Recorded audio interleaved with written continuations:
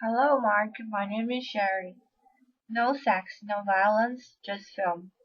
Despite severe Islamic censorship and taboos, Iranian cinema attracts a world cult following. Says, imagine yourself as a filmmaker in post-revolutionary Iran. Instead of shooting at Universal Studios, the venue for your creative labors is called the Studio of the Voice and Portraits of the Islamic Revolution of Iran. Perhaps your cameras are all on location in the streets. Your film project has already jumped three censorship hurdles imposed by government agencies: scene police approval, script approval, and cast and crew approval. Now all that is left is to make the film, get the government's final thumbs up, and be given an exhibition license. You cannot relax for one moment. Your leading lady, should you have one, must not be a seductive beauty, nor must there be any physical contact between male and female, even if the characters are man and wife or brother and sister. No violence naturally, nor can character burst into song. To the West, it may seem almost inconceivable that great and entertaining films could emerge from such restrictions, or put in place at different times since Iran's Islamic Revolution. Yet each year a miracle happens. Iran's films are regularly invited to festivals, win prizes including the Palme d'Or at Cannes, and have become a cult among cinema aficionados.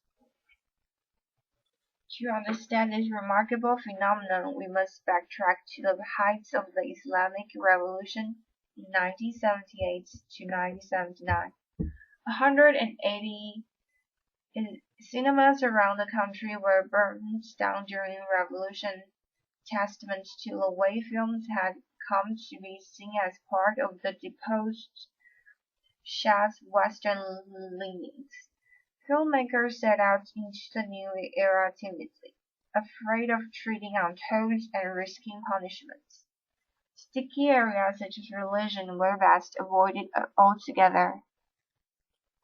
Women, too, were for a time thought too hard to handle. The children seemed safe and cheap too. Yet there was much more than expedition involved. Making films about youngsters growing pains was an ideal way to do your bit for a society rebuilding itself around Muslim values. Visually, such films tend to be as decorous and simple as their characters, far removed from Hollywood's bedlam, and the West loves them for it. When Iranian films first broke through internationally in the late 60s, they seemed just one brand of exotica among many.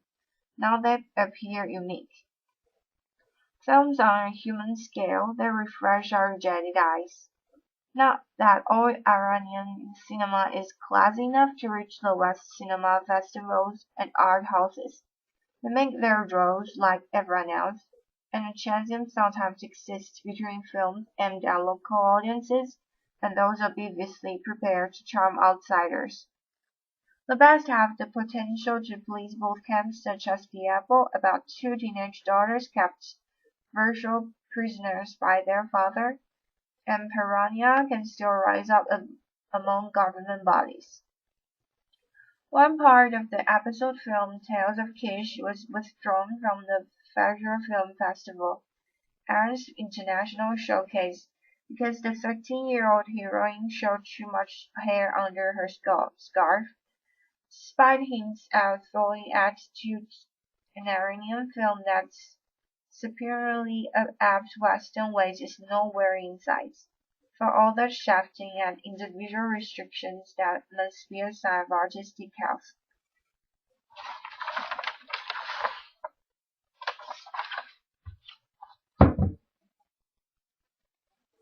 Iran reportedly sentenced film actress to 90 lashes. An Iranian court has sentenced an Iranian actress to 1 year in jail and 90 lashes related to her role in an Australian-made film portraying social alienation, artistic repression, and drug use in Iran. according to Iranian opposition. In an outcome that could have been lifted from the pages of the movie script, My Tehran for Sale, the film's lead actress Marizia Wafameh was arrested in July and received her sentence at the weekend. According to reports quoting Iranian opposition websites Kalameh.com, the Sydney Morning Herald reported. In the 2009 film, Vafa Meher portrayed a Tehran actress whose theater work is banned by the authorities and is thus driven to Tehran's culture and underground. Ultimately, she contemplates whether to leave Iran for exile abroad. Vafa more often appears with a shaved head and no headscarf in the film, which also explores cultural oppression in Iran and taboos such as drug use, the paper said.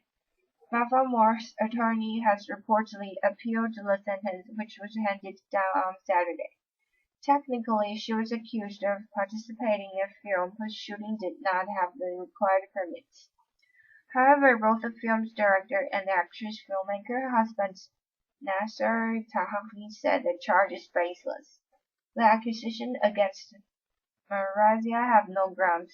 Grenaz Musavi, a Melbourne-based Iranian-Australian director of the film, said in a statement Tuesday.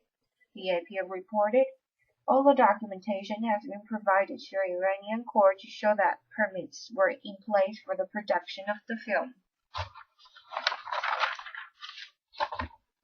Australian Foreign Minister Kevin Rudd also expressed concern about the sentence Tuesday. The Australian government condemned the use of cruel, inhumane, or degrading treatment or punishment and is deeply concerned by reports that Ms. Marizia Vathamor has been sentenced to 1 year in jail and 90 lashes for a role in an Australian-produced film. A spokeswoman for Rudd said in a statement, the AP wrote, the Australian government urges Iran to protect the rights of Iranians and foreign citizens.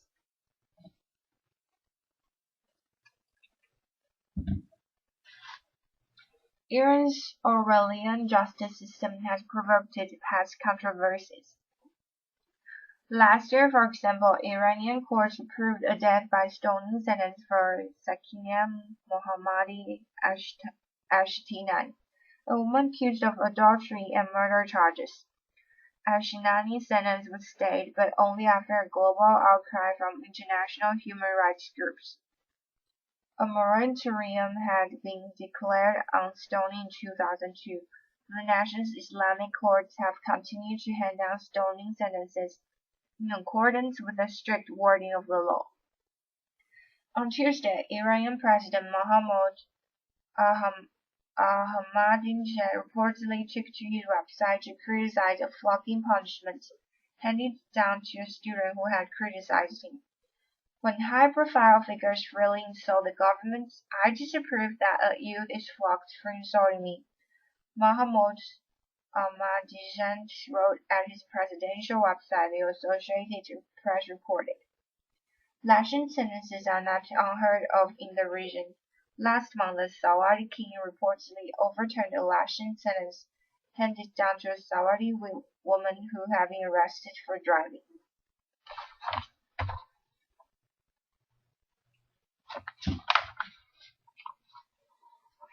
Egypt's most popular comedian Adel Imam, guilty of insulting Islam.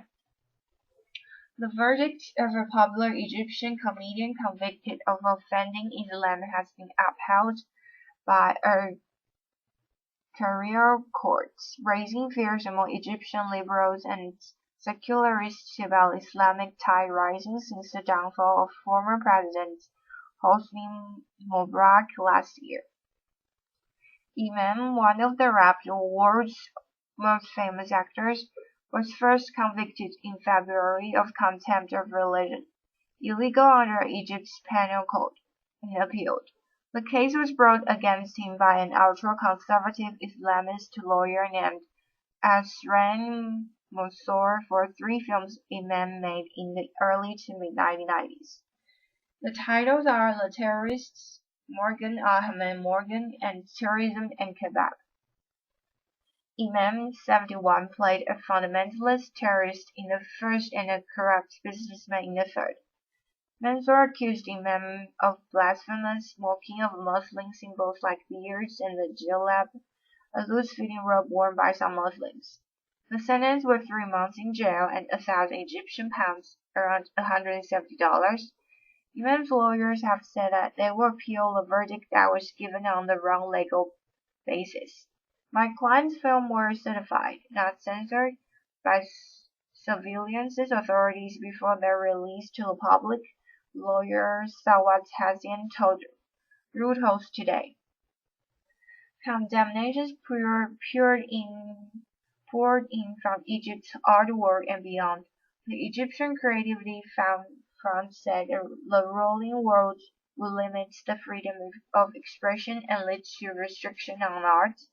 Author of the Jacobean building, Ala Aswen, said on Twitter that he disagrees with Imam politically, but the ruling sends Egypt back to the darkness of the Middle Ages. This is an unimaginable crime of principle in developed nations, Aswani wrote. A similar situation arose in January when the case was brought against Coptic Christian businessman Naguib Sawiris by Islamist lawyers for tweeting a cartoon of Mickey Mouse with a long beard and Minnie Mouse with her face veiled. The case was later thrown out. In January, Islamists won about 3/4 of the seats in Parliament, and several Islamist candidates are frontrunners in next month's presidential election. The conviction of an Arab icon with a career spanning half a century has liberals shuddering. Imam's case will make any writer, director, or actor think before considering the role of a Muslim figure, Egyptian entertainment reporter Tarak Ashwani told a home newspaper.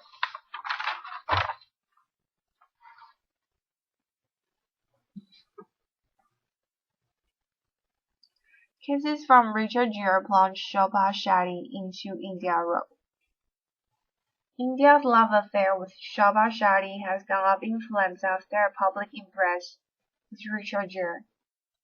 Crowds burned posters of celebrity Big and American actor in protest at their behavior. Flames of hate Miss Shetty's posters burned in Punjab. TV news bulletins repeatedly showed Gere as 57 kissing the 31-year-old actress during an AIDS awareness rally. Religious fundamentalists and Hindu nationalists consider any display of public affection taboo. It is all the worse when the pair in question are unmarried. And a further aggravating factor is that Gere is a non-Hindi foreigner. The pair had appeared at a press conference in New Delhi as part of a campaign to preach safe sex to truck drivers in India, the country with the world's largest proportion of HIV sufferers. No condom, no sex. Gere shouted in Hindi to thousands of truckers who rolled his words back in unison at a dusty fairground. They whooped and whistled as Gere stooped on Miss Shetty to kiss her on her hand and cheek. Nationally, however, the reaction was of violent disapproval.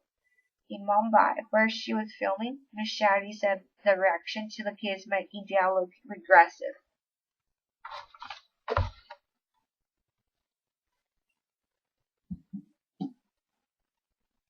Defender. Shobha defends actor Richard Gere's action and dismissed the reaction as the work of a lunatic fringe.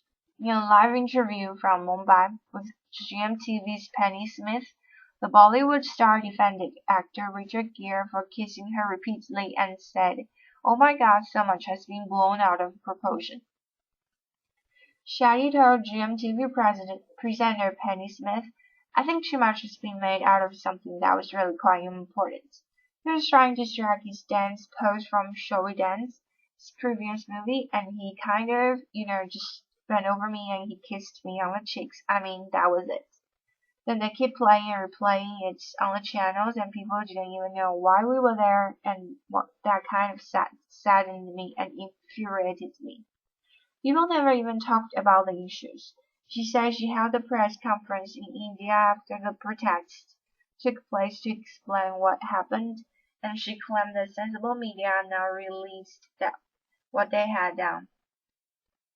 Now realized what they had done.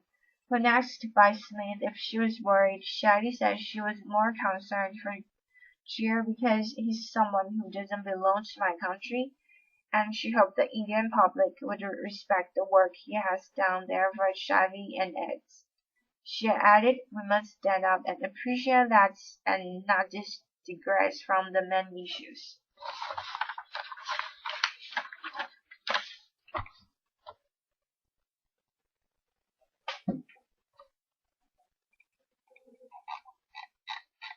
And in question number 1 is, what are the strengths of Iranian films compared to one from Hollywood? I think the distinguished features of Iranian films are that they don't contain sex, violence, or anything that they think violates their beliefs in religion.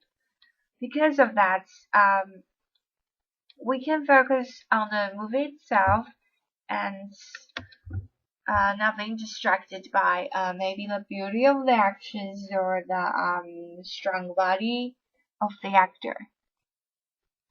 I had watched an Iranian movie called Persepolis. It's about the life of a little girl, Marjan. When she was little, she was unlike other Iranian girls. She liked dreaming and adventures. That may just seem normal more to us, but in Iran, that was unacceptable. She made lots of troubles in school, and all her teachers hate her. At that time, Iran also had to face lots of wars and bombarded by other countries. Lots of people wanted to overturn the government, and Marjan's uncle was arrested and sentenced to death. Until 1797, Iran finally overturned the government, but they started a series of conservative reforms.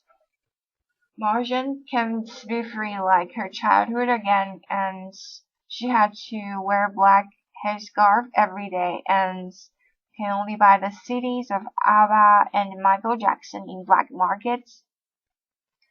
And to protect her, her parents sent her to Austria. She had to leave her parents and her beloved grandma forever. And in the end, the smell of jasmine, which represented her grandma, is the only thing that followed her in her dream. That is a really shocking animated movie to me, which only focused on the lives of Iranian people. Without any special effects, the movie tells the story vividly and shockingly, and I can never imagine Iranian people's lives before. And through this animation, I can see the misery and sadness of their lives. And the next question is question number 2.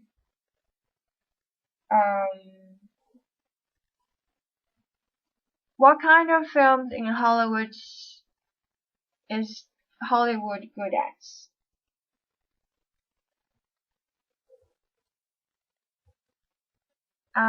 Hollywood movies are good at making exaggerated plots and special effects. Just like The Hangover, which is about a bunch of drunks and what they did during their drunken times. The story is too exaggerated to me. How come a man got so drunk that he doesn't even know that he travels to a different country and even got a tattoo on him? Hollywood is also good at making science fiction movies, such as Transformers and Star Wars. They would use their powerful computer techniques to make everything such as robots and aliens look alive. Hollywood would also use that to create natural disaster, such as tsunami in The Impossible, which was adapted from the real catastrophe that happened in South Asia. Hollywood likes to film heroic movies as well. They create superheroes such as Superman, Spider-Man, and Iron Man. These kinds of movies all focus on the heroic actions that these superheroes make and how they sacrifice themselves to save the whole world. All in all, Hollywood try their best to catch every movie fan's attention with their fantastic special effects and marvelous stories.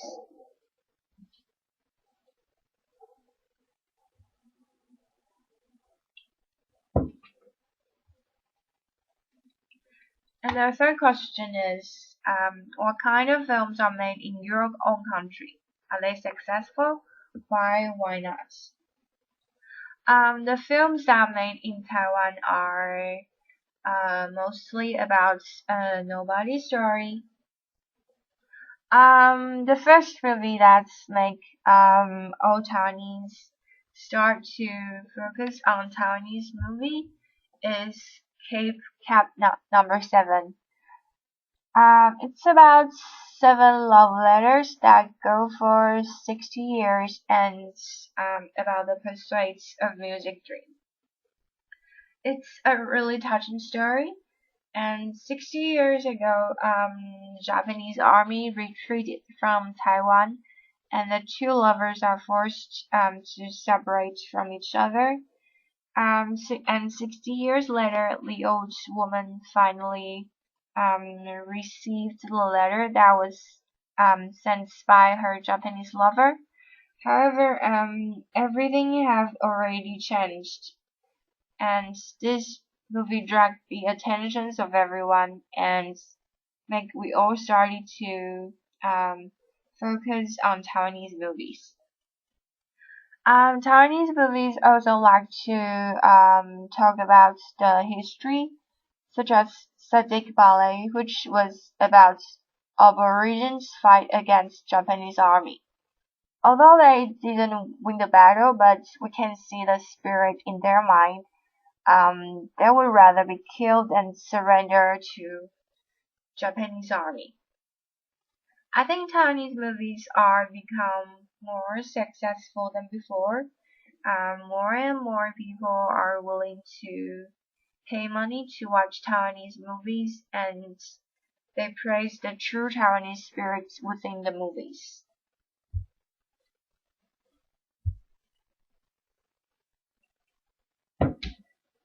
And the next question is, do you prefer films produced in your country or in Hollywood? Why? To be honest, I prefer movies in Hollywood. Although Taiwanese movies are pristine, but they still can't compare to Hollywood movies. The choices in Taiwanese movies are so little, but in the Hollywood movies, we can always have plenty of options, no matter if it's science fictions, romances, action movies, or ghost movies. I also like action movies, and only Hollywood movies can create such big scene. They can be climbing skyscrapers, fighting a plane, or jumping from roof to roof. I also like Hollywood's horror movies more than Taiwanese horror movies. Hollywood knows how to create gruesome atmosphere in a movie. And as for my favorites, I really like the movies about zombies, such as The Walking Dead and The World War Z. Those are classic movies about zombies.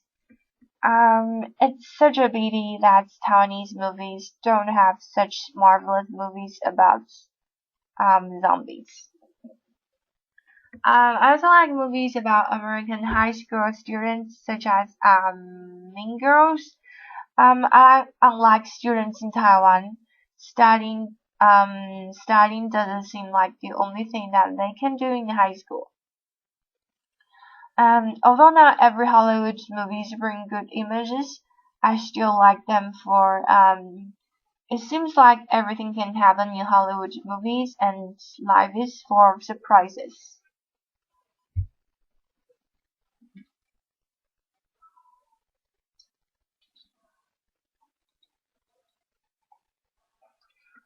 Question number 5. Do you think Hollywood has too much power? If so, how can that be changed? Compared to Iranian movies, Hollywood does have too much power. But I don't think that Hollywood has too much power. I think its Iranian movies have too much limitations. Mm, Movies are a way to express people's lives and thoughts, and if we can't express our own thoughts in the movies and only make movies that please governments, and I think that we lost the meaning of making movies. Like China in the 60s, the government doesn't allow people making movies that criticize their policies, and people can't express themselves. They can only listen to their governments and don't have the freedom to do whatever they want to do. Maybe sometimes Hollywood produces too much bad images, such as maybe snorting drugs or shoplifting. But I think that is a way of telling our children that what the real world is like. While we can be naive all our life, we have to face the reality someday. And there's bad people outside, and we can just cover our eyes and pretend that they don't exist at all.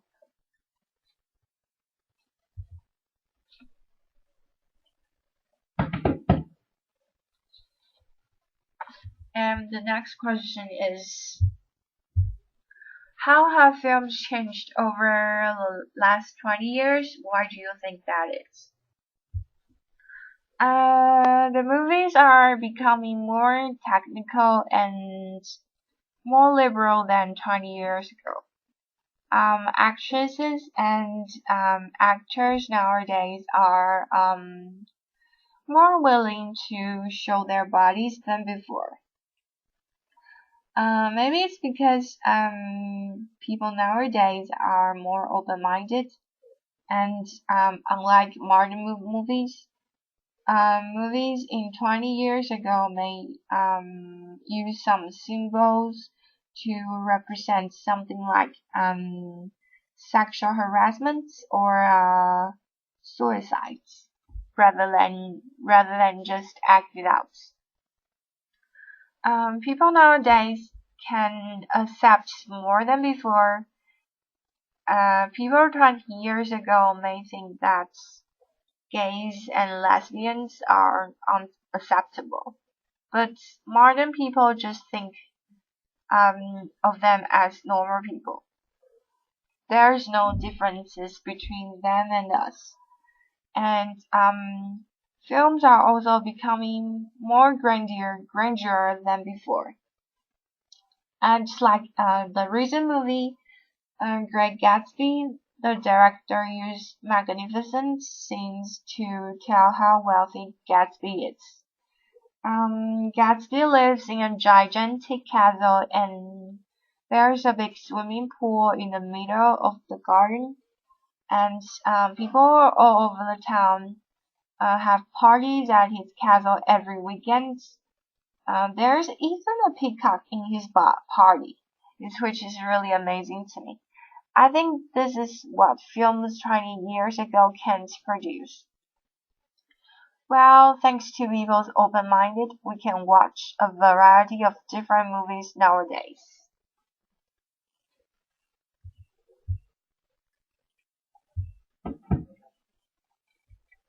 And the next one is, do you think that cinema will still exist in 100 years' time? How will it have changed?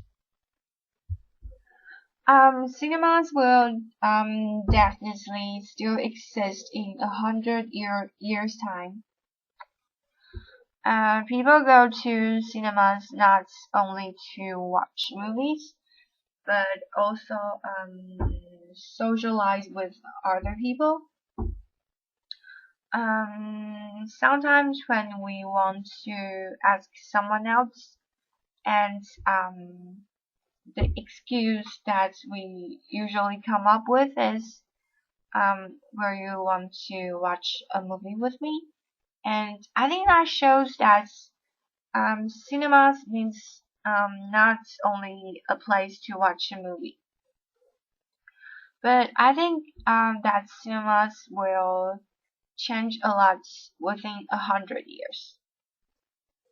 Um, People nowadays are easier to have access to the movies that they want to see. Maybe they can download movies from some websites, and I think that maybe cinemas will provide bigger seats for customers to attract them to come to the cinema, and they will also provide more delicious food, such as steak or roast chickens instead of just popcorn or hot dogs, in order to attract different kinds of customers.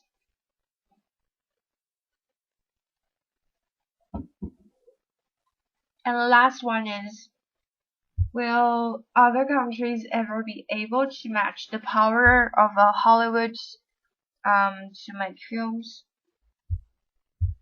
I think that's kind of hard to compete with Hollywood, for Hollywood has already dominated the movie markets for a pretty long time.